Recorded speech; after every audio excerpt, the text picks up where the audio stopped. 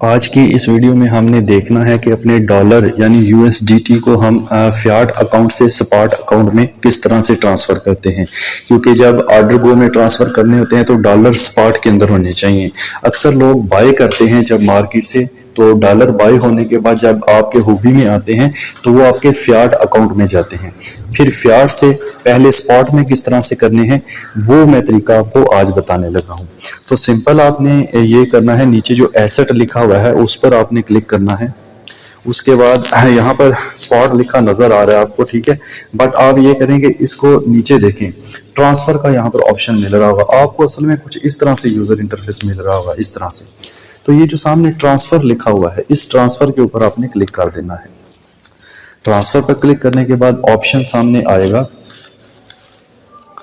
Internet थोड़ा सा slow चल रहा है जिस वजह से थोड़ा डिले कर रही है।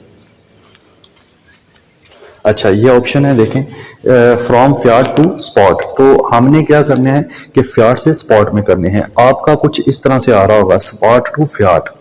तो सामने जो दो एरो बने हुए हैं, जब आप इसको क्लिक करेंगे तो फियाट ऊपर चला जाएगा, स्पॉट नीचे आ जाएगा, यानी फियाट से अमाउंट जाएगा स्पॉट अकाउंट के अंदर। तो उसके बाद नीचे बीटीसी को क्लिक करें और यहाँ पर टोकन जो है वो यूएसडीटी सिलेक्ट करें। यूएसडीटी करने के बाद नीचे अमाउंट लिखें जितना भी है।